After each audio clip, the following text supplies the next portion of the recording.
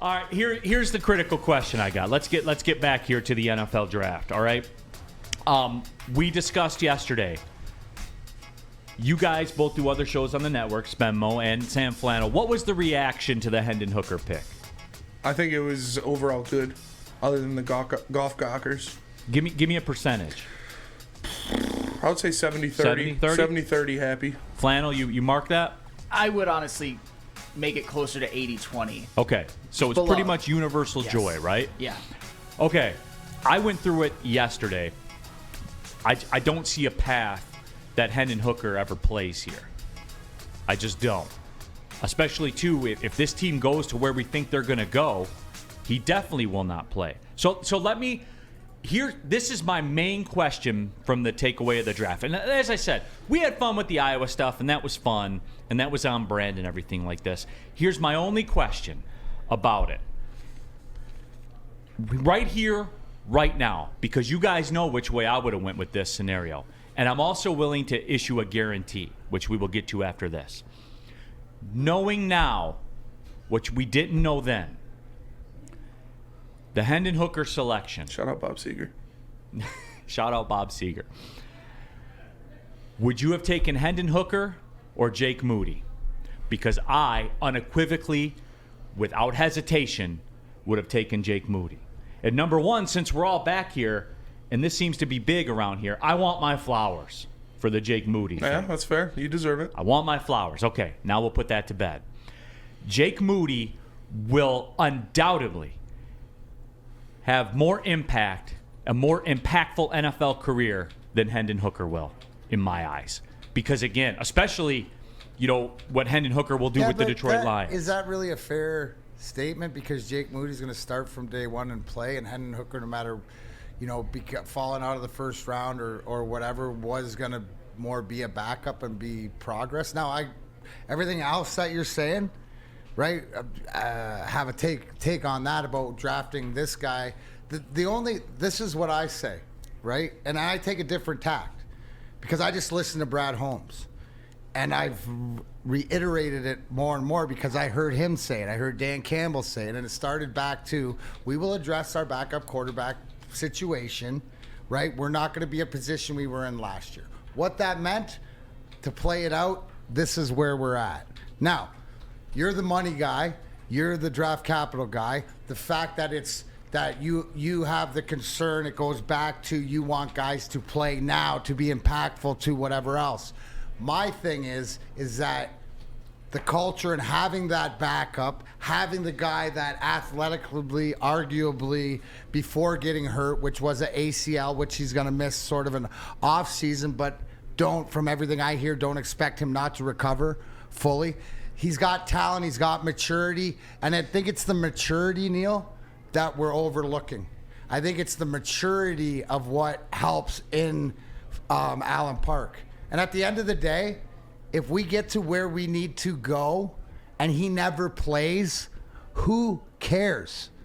It's a third-round pick. We're not talking about a first round. We're talking about a third rounder. I don't care if he ever plays and we win a Super Bowl. Do people going to care? What if we don't go to a Super Bowl because of a missed kick? Then what's that? Okay. Because of a missed kick. Then that is scenarios always in. But another question or whatever is, I think Brad Holmes had that scenario. Did he have the choice to pick either or? Right? Yes. And his choice was that the quarterback was more than what he could get for the kicker. That question you have, Neal, yeah, that's poignant, and we're going to see if it plays out that way. Because I agree with you. I don't want Hendon Hooker ever to have to play. But if he does, might be a guy that's more capable. A little bit better than Nate Sudfeld? Yes. Well, I'm just saying, is it? Or maybe. Spending the money the money, $6-8 million on Jacoby Brissett or Teddy Bridgewater or whatever. No, it's the maturity, and along the lines, I think that's what benefits, because he is 20 what? Justin W. the WoodwardSports.com. How old is he? 26, 28? 25. 25. Yeah. So there's something to it that means something in Allen Park, why they chose it. WoodwardSports.com chat thread. Justin W. says that's a brutal take. Is that a brutal take, Spenny? Is it a brutal take for me to say that Jake Moody will have a more productive NFL career than Hendon Hooker? Is that brutal? Is that the worst thing you've ever heard? No, that's not brutal, but it's easily. I don't know. It's not on the same playing field, is it? It's not on the same playing field. Hendon Hooker has so much more upside than Jake Moody, infinitely more. What about you, Sam Flannel? You're a Michigan simp. So I found the whole Jake Moody discussion by you to be a little bit disingenuous. I think it is the most backhanded compliment you could ever give to Michigan, to just like shower flowers all over Jake Moody all the time. When it comes to Michigan players, I've never heard you talk more highly about one than Jake Moody. And just for the record, I know that this is something I had to look up, but it is verified. Last season in 2022, Michael Badgley and Jake Moody both made field goals at an 83% clip. So this idea that Jake Moody is all-world and Michael Badgley sucks, that's just not true. I'm just saying. And Moody never missed an extra point in his career. Okay, that's not even the same thing because they don't have the 35-yard extra points in college. That's also true. Come on, Neal. Okay, so Moody's mid then. No. He's very, very good. But I'm just trying to keep up, Flannel. Michael Badgley was good too.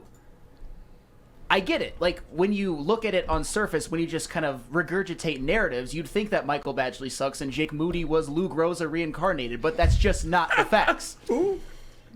Hey, Neal, is it fair to say that every time, no matter who the kicker is for the Lions, that is going in, it's a kick to win the game or to tie the game, or it's an imperative kick, you're in your mind, you're going to be, if he misses, you're going to be, I should have drafted Jake Moody. Are you going to be that? Are you going to be that way? Because I'm sure a lot of people will be that way, but you can't be that way because at the end of the day, to Flannel's point, that whatever, never missed a few, all the stuff you're bringing Jake Moody to the table. Here's the deal. Hendon Hooker was more valuable at the third round to the Detroit Lions than Jake Moody would have been. And that's fine, but D-Mac, I operate in absolutes, right? Okay. I operate in, when you draft someone, you want to get somebody that will contribute, right, in a big fashion.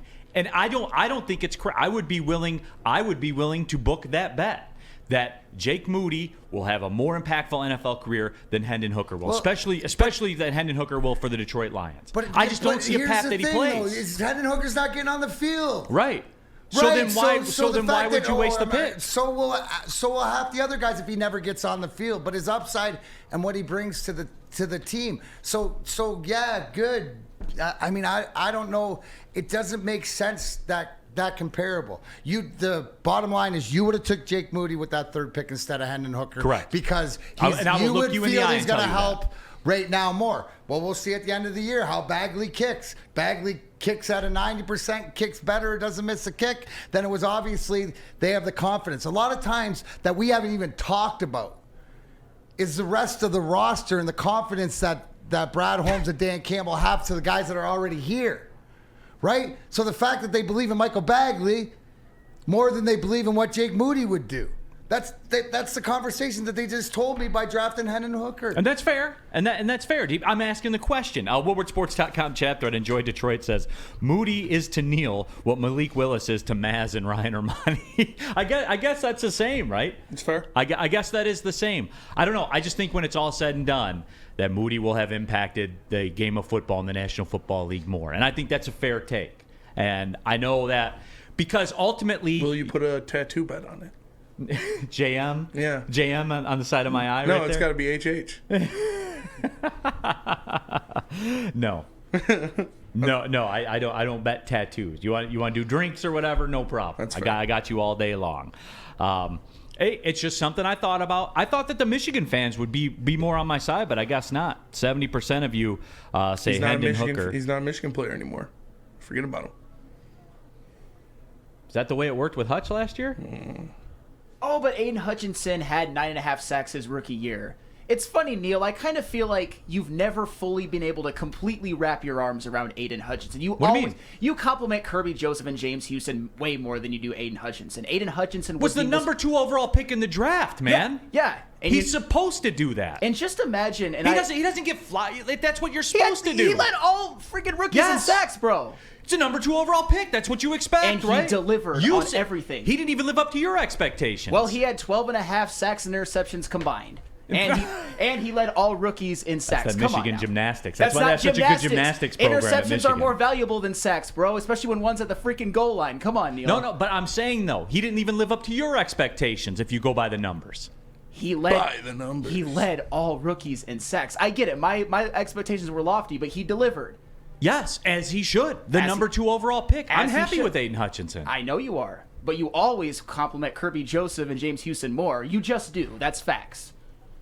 Right, because they were a 3rd-round pick and a 6th-round pick. And they weren't quite as valuable as Aiden Hutchinson. They were all very valuable. I'm just saying. See, that's why I'm surprised you're not on the Jake Moody angle of this argument right now. Yeah, because I would have rather taken Hendon Hooker because both Michael Badgley and Jake Moody made field goals at an 83% clip last year. Those are just the numbers. People are acting like I said, people are acting like you are acting like Jake Moody never missed a kick ever. He missed 6 field goals last year. It doesn't seem like he did. I mean, I watched him every snap. He seemed like the most accurate kicker ever, but by the numbers, him and Michael Badgley were the same. Yeah, especially that big one to beat Illinois, powerhouse Illinois. That was a damn good kick. That was a good kick. I was in the parking lot of the O Arena for that kick. And I love Jake Moody for the record. I do. Do you? Yeah.